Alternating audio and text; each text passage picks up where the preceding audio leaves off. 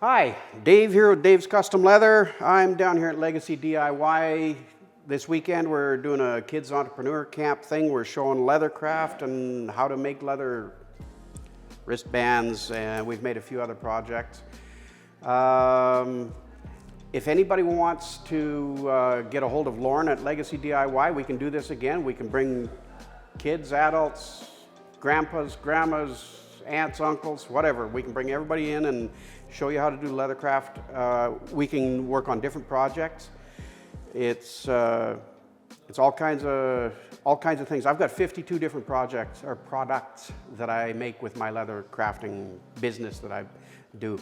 And I guess that all I can say is we had a great time. We've had a bunch of kids in here that did really good on the leather yesterday. We got some more coming in today. And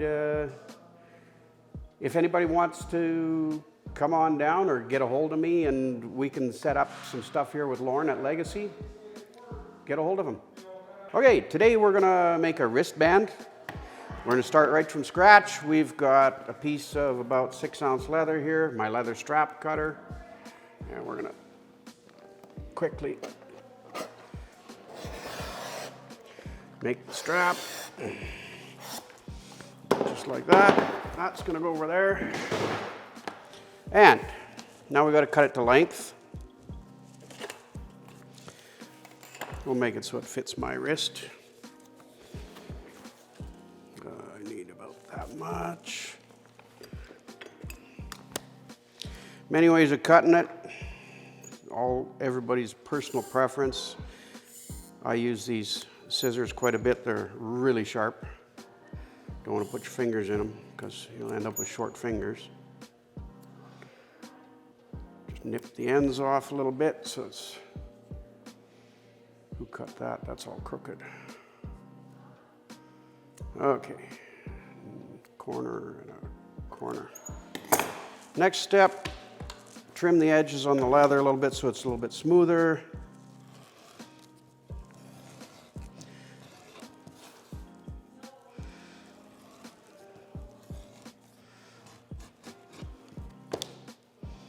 Top and bottom. These tools you can buy at any place that supplies leather goods and leather tools.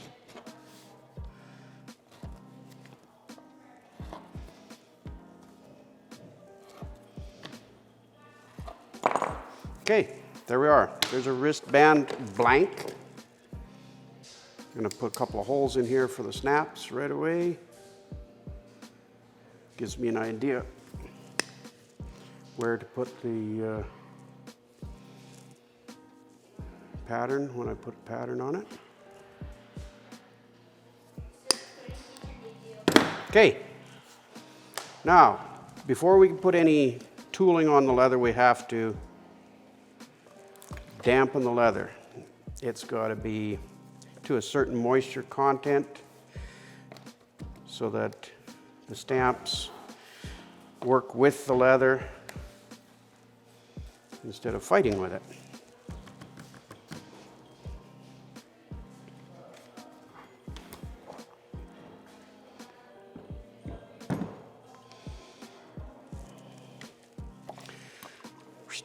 Give it just a little bit more water here.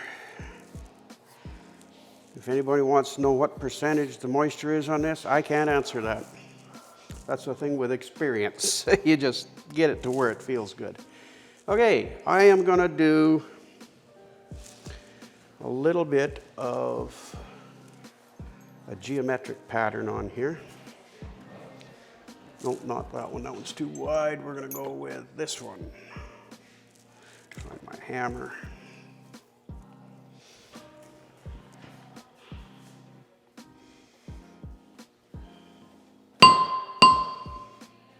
And yep, it's noisy. This is called a basket weave stamp. Puts a sort of a basket weave pattern on what you're working on.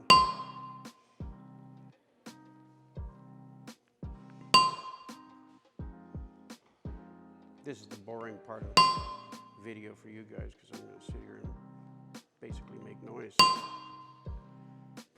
But it's pretty important to get all that lined up so it sort of looks like you're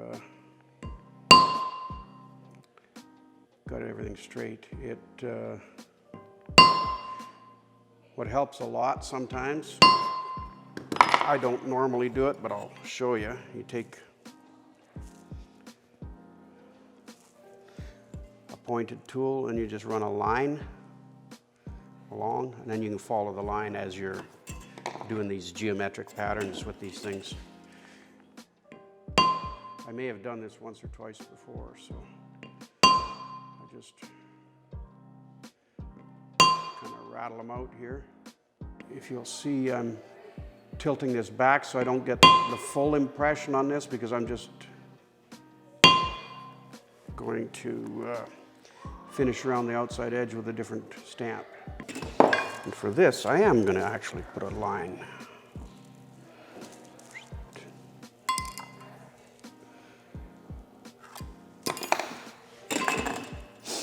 And we'll go like this.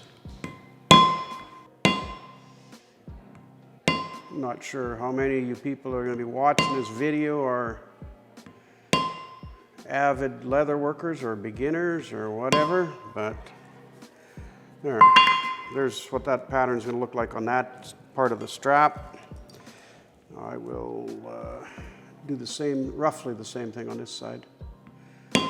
I don't very often do the same thing from one end to another or on separate pieces that have very similar patterns, because I choose to do it different, because that's just what I do. I can do the same type of a carving pattern 20 times and everyone's different. I always make sure I change something on it, just because I can. There. Now we're going to do a different pattern in the middle. What are we going to do? We're going to do a flower. And we'll put some leaves underneath of it. Get that roughly where I want it. Voila, we have a flower.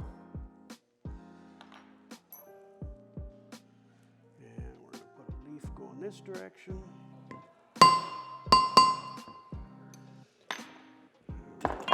Leaf going the other direction. Then take a swivel knife and just run the stem down so that the leaves look like they're attached to the stem.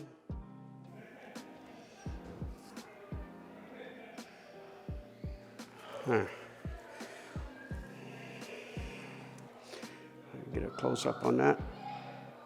There, okay, that's our flower. Very simple, very easy to do. And we're going to put a little bit of filler around the outside edge. How about this cross?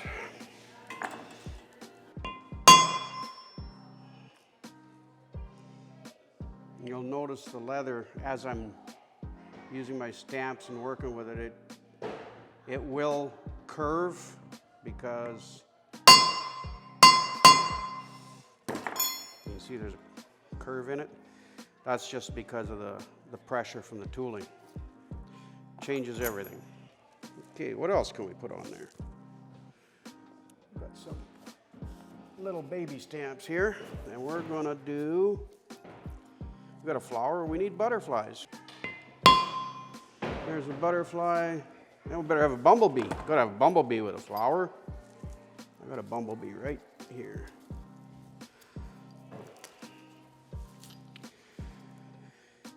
Right? Gotta have bumblebees around flowers. Because if we don't,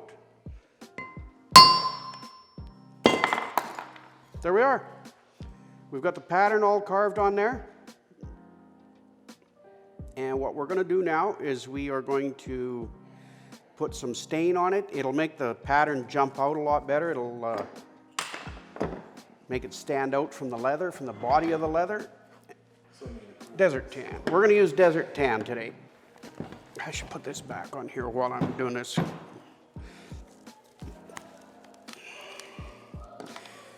This stuff is best applied with a sponge.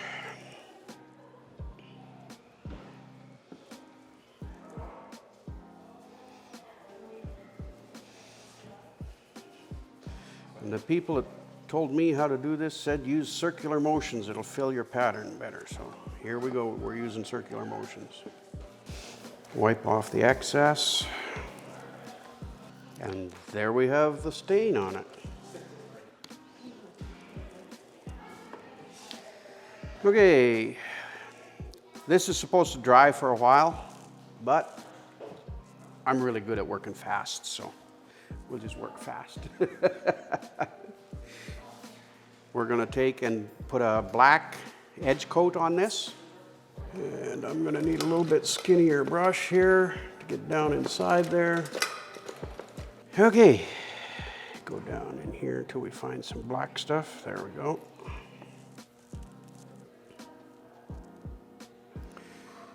The trick with this stuff is get your finish on here first, because if you slop with this stuff, you can take a little bit of moisture and wipe it and get the black off of the rest of the bracelet, or wristband if you prefer to call it that. The idea behind this is to put a black edge on it, and you want to just get just a teeny little bit of black as a border around the wristband too, because it just finishes it nicer and it makes it look all nice and pretty.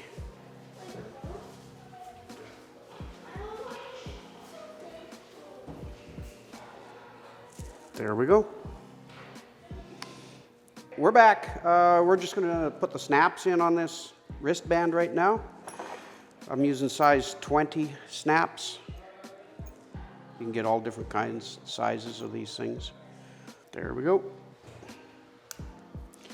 Now, we are going to apply a little bit of paint, just because we can. We're going to paint this little flower. So find a really nice fine tip brush. Dip, dip, dip in the new blue cheer.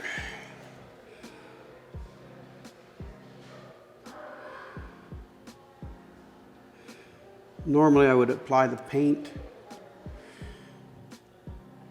before I do the stain, but because I'm using paint and not a different type of product here, the paint will work on top of the stain. I'm going to be really careful with this because this isn't a very big canvas I'm working with here. Okay, there we have a pink rose. That'll attract the bees. Okay, so we're sitting here looking at this thing and we figure it needs some little decorative rivets on it. These ones, if you look real close, we'll probably get you a close-up later, it says 12 gauge on them. That's not quite a 12 gauge, but we'll pretend. We're gonna go with one right there. Yeah, we're gonna go with one right there.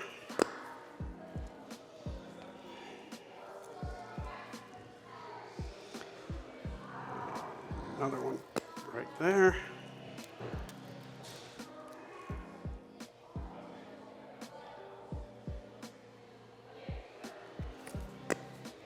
There we go, 4 holes. I don't know if I've got 4 rivets here or not, but we'll try. Okay, we want the decorative side on the top, which means the back side comes up from here.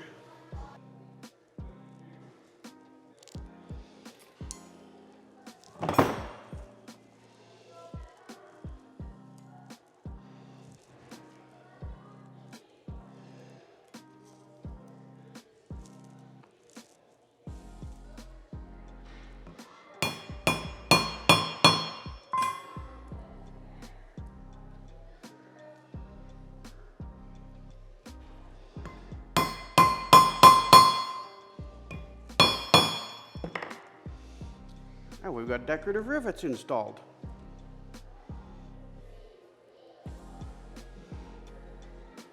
We'll probably give you a close-up later on that. I guess for now, this paint is pretty much dry. We need to put a clear coat on top of everything to seal it. And once we get this clear coat on, we got to let it sit for a while longer again, because that's just what we do. There we are. We are almost done. We just have to wait a little while and then buff it and see if it fits.